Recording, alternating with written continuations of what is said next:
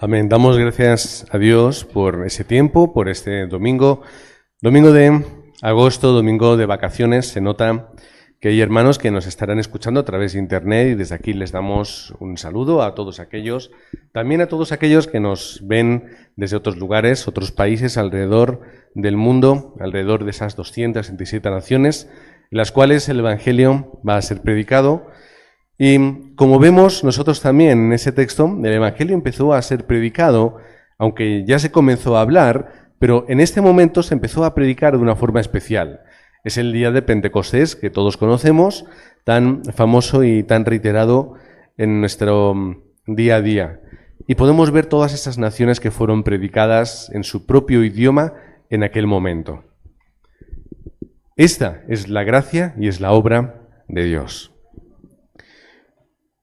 Nosotros cuando pensamos en la iglesia primitiva, tenemos que pensar en una iglesia que tenía muchos problemas. ¿Qué ocurría con ellos? Pues la iglesia estaría pensando en el trabajo, la iglesia pensaría en la economía, la iglesia estaría pensando en el futuro. Ya no está Cristo. ¿Qué ocurre con nosotros ahora? A Él le han crucificado. A Pedro casi le atrapan también. ¿Qué van a hacer con nosotros? Ellos se preguntarían, ¿qué ocurre con mi familia? Yo puedo ser valiente, pero ¿qué ocurre con mi familia? ¿Nos van a repudiar? ¿Nos van a echar? ¿Nos van a apartar? ¿Nos van a meter en la cárcel? ¿Qué pasa con mi familia? ¿Qué pasa con nuestras vidas? ¿Vamos a morir también como Cristo? Algunos tendrían este pensamiento. Era una iglesia en ese momento perseguida. Pero cuando llega el tiempo y el horario de Dios, toda su vida cambia. Cuando ellos estuvieron 40 días en el Monte de los Olivos escuchando el mensaje, ¿qué escucharon? Recordemos Hechos 1 del 1 al 8. Teófilo, el mensaje de Jesucristo, la vida de Jesucristo, la obra de Jesucristo, el propósito de Jesucristo, que te escribí en la primera carta, el Evangelio de Lucas, que estuvo durante 40 días hablándoles de ¿qué? Del reino de Dios. 40 días hablándoles del respaldo del trono celestial. 40 días recordándoles, ¿el qué? Sois ciudadanos del reino de los cielos. Hasta que llegó el momento, la gran promesa, vais a ser testigos de mí desde aquí Jerusalén hasta lo último de la tierra. ¿Dónde entonces está el miedo? ¿Dónde está el temor? Era la promesa de Dios. Vamos a ser testigos. No podemos perecer en ese tiempo. Pero también había un pensamiento. Vamos a ser testigos, no podemos quedarnos encerrados. Si yo me quedo encerrado, no soy un testigo. Pero llega el día de Pentecostés. Ellos estaban solos, unidos, orando, recordando el mensaje de Jesucristo. ¿En peligro de muerte? Sí, tal vez. Sin saber qué ocurriría. No sabían qué iba a ocurrir en concreto. Sin embargo, llega el Espíritu Santo y es una realidad absoluta en sus vidas. Llega el Espíritu Santo, inunda su cuerpo, su mente, su corazón. Y entonces, como la promesa se cumple, ellos hacen su parte del pacto. La promesa de Dios, ¿qué fue? Vais a ser llenos del Espíritu Santo. ¿Cuál es mi trabajo? Yo salgo al campo a predicar. Es una labor de dos. Es un pacto que Dios hace o establece con nosotros, pero que requiere nuestra respuesta. Recibieron la capacidad para ser testigos. Ellos no podían. pero con el Espíritu Santo sí pueden ser testigos. Ellos no pueden ir hasta el último de la tierra, pero sin embargo con el Espíritu Santo llegaron a 15 naciones diferentes. ¿Qué es lo que dice el texto bíblico? Lo voy a leer. Dice, moraban entonces, el versículo 5, moraban entonces en Jerusalén judíos, varones piadosos, de todas las naciones bajo el cielo. Ahí estaba el comienzo de la evangelización del mundo. Dios le llevó a la misma puerta de su casa naciones, todas las naciones, para que ellos pudiesen comprender la evangelización del mundo. Y además, como pudieron transmitir el mensaje, dijeron, es verdad, podemos hacerlo, es fácil, solo necesitamos el Espíritu Santo. Solo hace falta tener confianza y fe en la promesa de Dios. Solamente hay que ser valiente.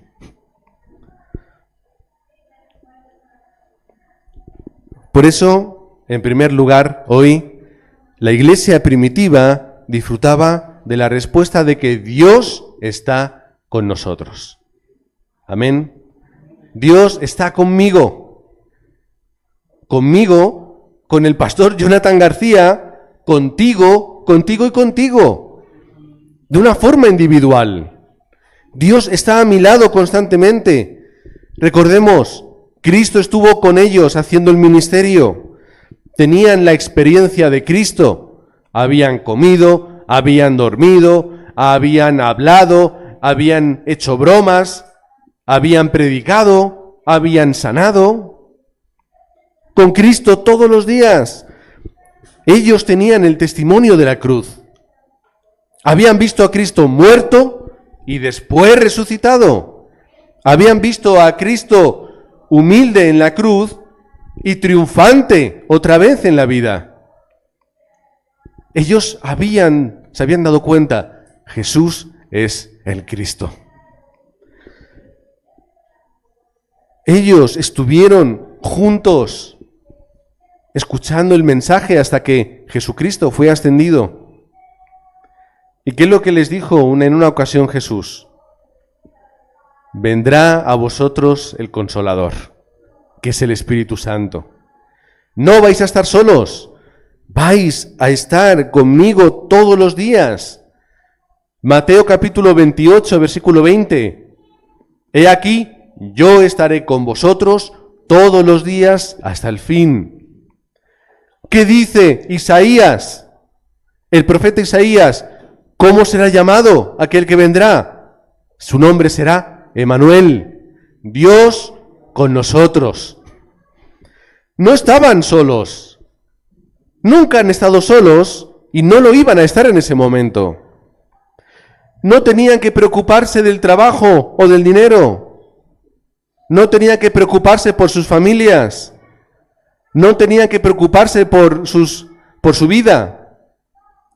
¿Cuál era su preocupación? Quiero cumplir con mi parte del trato. Quiero disfrutar de ser lleno del Espíritu Santo para poder hablar del Evangelio. Ay, no, pero es que, ¿qué va a pasar con mi casa? ¿Qué pasará con mi trabajo? No importa, porque Dios está contigo. Y cuando Dios está contigo, lo tienes todo.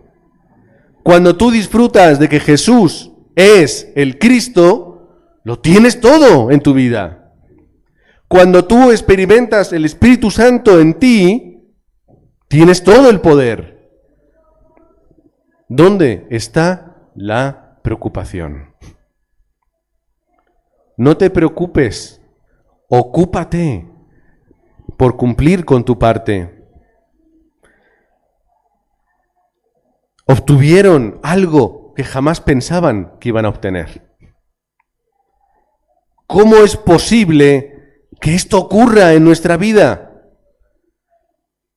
Pedro, pescador, ¿cómo un pescador va a seguir al mismo Mesías y luego va a ser alguien que lleno del Espíritu Santo se va a levantar y va a predicar, se convierte en 3.000 personas y luego se convierte en una persona utilizada para la evangelización del mundo. No tiene sentido. Pero Pedro solo cumplió su parte del trato. Dios hizo el resto. Mateo capítulo 12, creo, 12 o 13. Jesús está predicando en el mar, desde la barca, y todo el mundo escucha. Y luego se acerca a Pedro y le dice, echa ahí la red y lo vas a llenar de peces. No, maestro, es que no hay peces hoy no, hoy es un mal día. Pero bueno, como tú has dicho, yo lo voy a hacer, dijo Pedro. Y peces, más peces, peces por aquí y por allá. ¡Ayuda! ¡Venid! ¡Toma, más peces! ¿Por qué? Cristo dijo, Cristo cumplió. ¿No? Pedro creyó, Pedro experimentó. Y en ese momento, Pedro cae de rodillas y dice, ya no le dice maestro, le dice, Señor, apártate de mí porque yo soy pecador. Esto lo prediqué ayer sábado por internet. Ya no eres Jesús, el maestro, eres Señor, Kyrios, Dios, eres el Mesías. ¿Qué era? Antes yo era pescador. A veces me va bien, a veces me va mal. ¿Y después qué? ¿Qué pensó él? No, ahora soy un ser pecador, porque entiendo Génesis 3. Entiendo que tú eres el Cristo. Y se separa. ¿Y qué le dice Jesús? Ven, vas a ser un pescador de hombres. Ahí está el pacto. ¿Cuál es la respuesta de Pedro? Dice el texto, lo dejó todo y le siguió. Por eso Pedro hace la evangelización del mundo, porque cumple con el pacto y el mandato de Jesucristo. Por eso nosotros, Iglesia Aposento Alto, podemos hacer la evangelización del mundo, porque cumplimos con la parte del pacto creyendo que Dios va a hacer el resto. Porque yo soy un pescador como Pedro, torpe, bruto, cabezón, pecador, injusto, sin merecerme estar con el Padre. Pero Dios, ¿qué es lo que me dice? No, tú eres mío, tú eres mi discípulo, tú vas a ser un pescador de hombres. Y ahí le dice, Pedro, sobre esta roca edificaré mi iglesia. ¿Cuál es la roca? Jesús es el Cristo. Esa es la roca.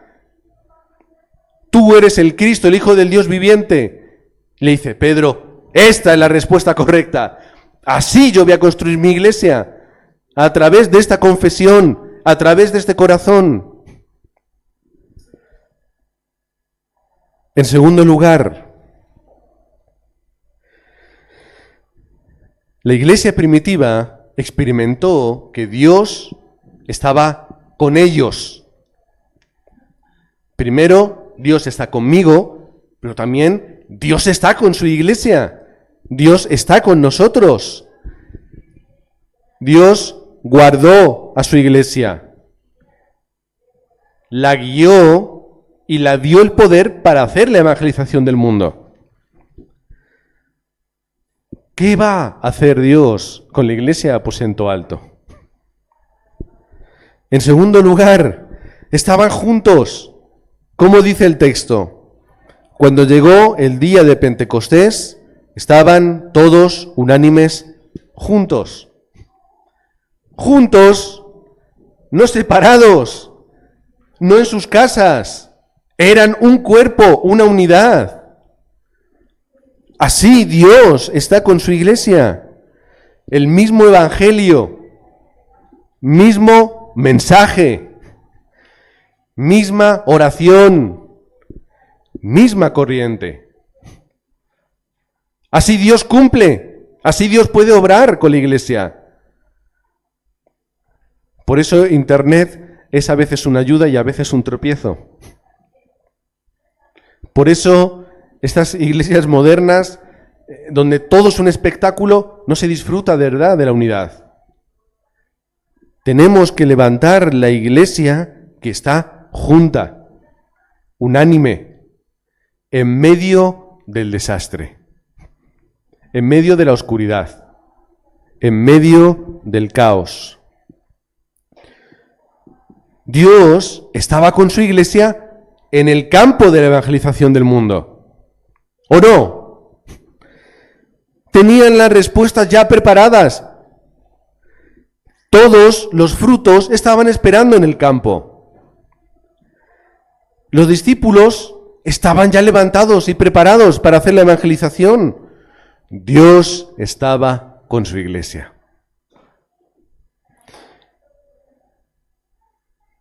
Todo lo que ocurriría en aquel tiempo era plan de Dios. Ay, sí, pero espérate, porque en el capítulo 3 y 4 de Hechos, y luego más adelante, a Pedro y a Juan les amenazan y les encarcelan. No, pero espera, desde el capítulo 7 hasta el capítulo 8, vemos que a Esteban lo matan. Espérate, si en el capítulo 8 hay una persecución donde Saulo de Tarso mete a cristianos en la cárcel. ¿Dónde está Dios? Dios lo tenía todo preparado para hacer la evangelización del mundo. Todo. Y le parece tan divertido utilizar a Saulo de Tarso para perseguir como para hacer la evangelización del mundo. Hasta ese punto, Dios nos muestra su poder y su capacidad. Hasta que llegamos al tercer punto. Somos uno en Cristo. Somos uno.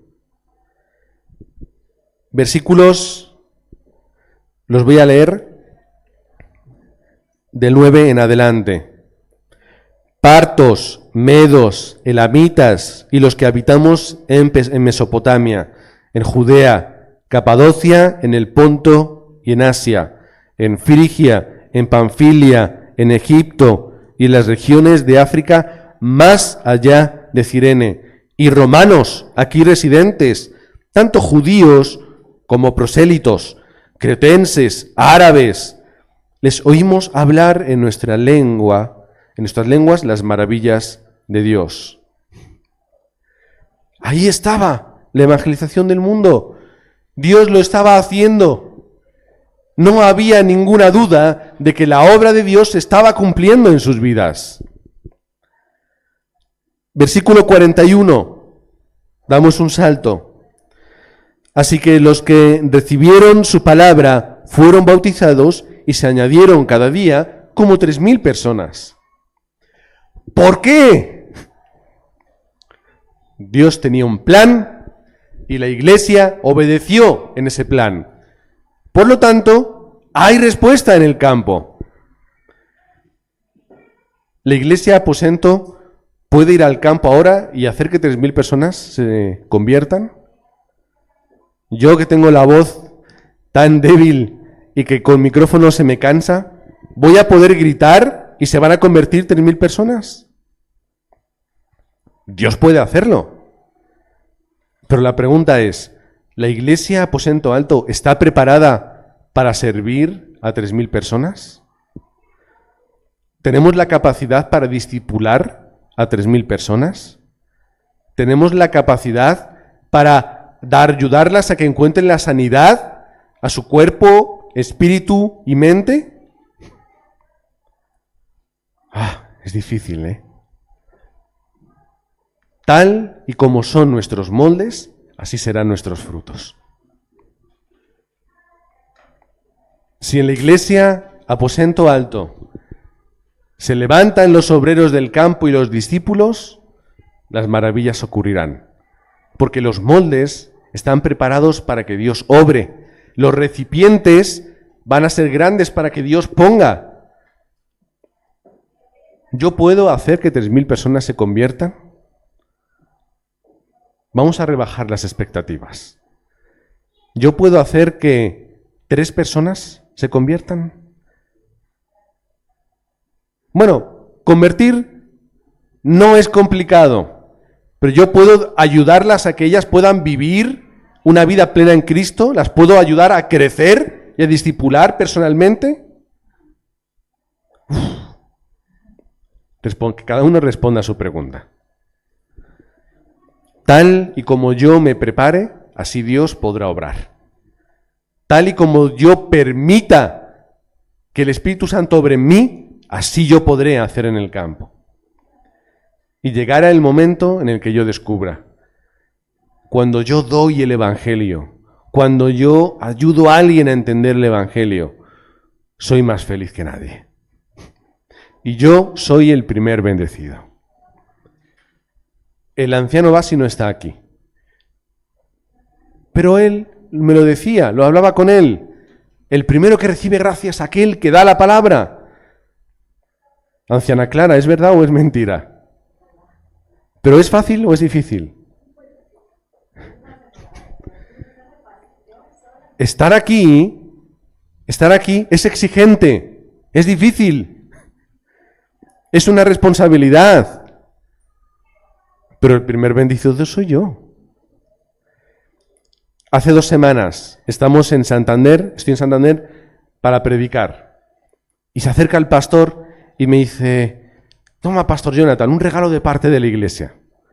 Y me regalan esta Biblia. Biblia de estudio de Charles Spurgeon. Alberto la conoce. Lo que pasa es que Alberto tuvo que gastarse el dinero, a mí me la han regalado.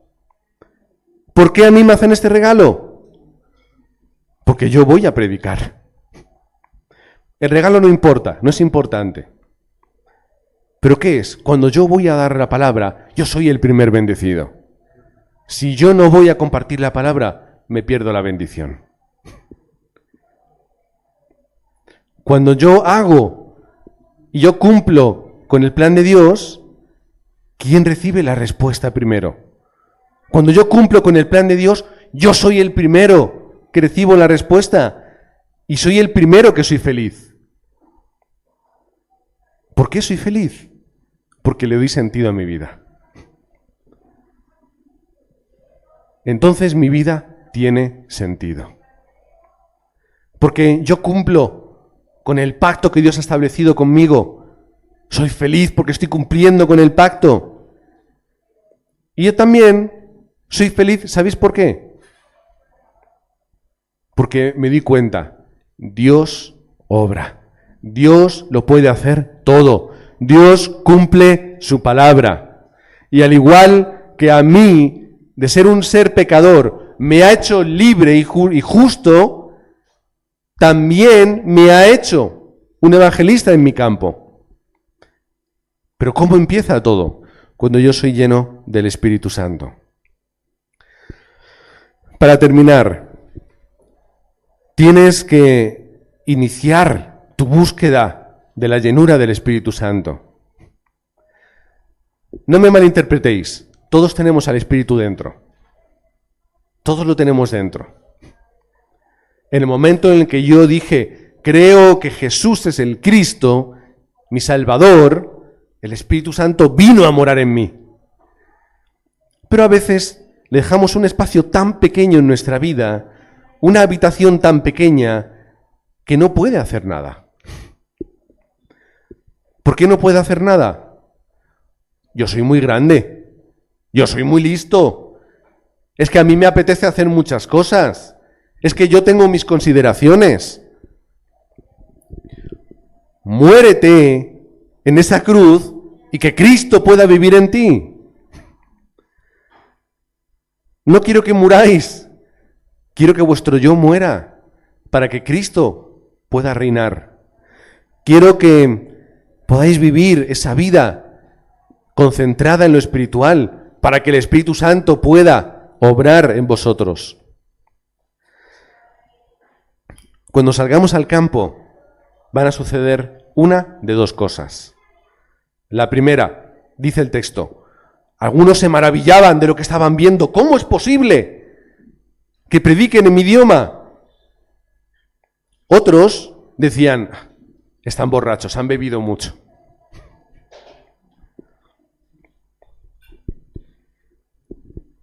Prepárate para ser rechazado y para ser repudiado. Prepárate para vivir lo que ya conoces. Pero ¿cuál es el corazón del creyente? Me da igual lo que me digan. Yo obedezco y el fruto o el resultado es tarea de Dios. Haz la continuidad. Versículo 42. Y perseveraban en la doctrina de los apóstoles, en la comunión unos con otros, en el partimiento del pan y las oraciones. Versículo 46. Y perseverando, unánimes cada día en el templo, y partiendo el pan en las casas, comían juntos con alegría y sencillez de corazón. Versículo 47. Alabando a Dios, teniendo favor con todo el pueblo, y el Señor añadía cada día los que debían de ser salvos. Perseveraban, perseverando cada día. No pares tu vida espiritual ni de mañana ni de noche. Persevera, continúa, persiste en el pacto que tienes y en el pacto que Dios ha puesto en tu vida. Ten tu aposento alto. Entendemos el mensaje, ¿verdad? ¿Dónde estaban todos esperando? En el aposento alto, allá arriba, juntos, orando con la palabra y recibiendo respuesta. Sube a tu aposento alto, ora, aférrate a la palabra y Dios va a cumplir el tiempo. Palabra, oración y evangelismo. Ese es el contenido de vuestra vida. La palabra, la oración y el evangelismo. Si todos los días tú experimentas estas tres cosas, la evangelización del mundo se cumple. Amén. Os bendigo en el nombre de Cristo, para que os levantéis como esa iglesia unida dentro del pacto de Cristo, dentro del pacto de la evangelización del mundo. ¿Amén? Amén. Señor y Padre que estás en los cielos, te quiero agradecer en este tiempo y en este momento que tú nos hayas dado primero el pacto del Evangelio, nos has dado ese mensaje que cambia nuestra vida, cambia nuestro pasado, presente y futuro, cambia nuestra condición y cambia el fruto de nuestro vivir. Gracias porque solo en Jesucristo tenemos respuesta. Gracias porque solo en Jesucristo tenemos ese lugar y esa fórmula para poder llegar a ti. Gracias porque solo el respaldo del trono celestial es necesario para nuestra vida. Solamente tiene sentido nuestra ciudadanía celestial. Y gracias porque solo necesitamos el poder del Espíritu Santo. Señor, teniéndote a ti, Dios Trino, lo tenemos todo. No hace falta nada más. Señor, danos la gracia para ser valientes, para tener la determinación consciente de salir al campo y hacer la evangelización del mundo, para lidiar en medio del desastre y del problema con el pacto, con seguridad, con fe y poder ver las respuestas en medio de ello. Oramos en el nombre del Señor Jesucristo. Amén.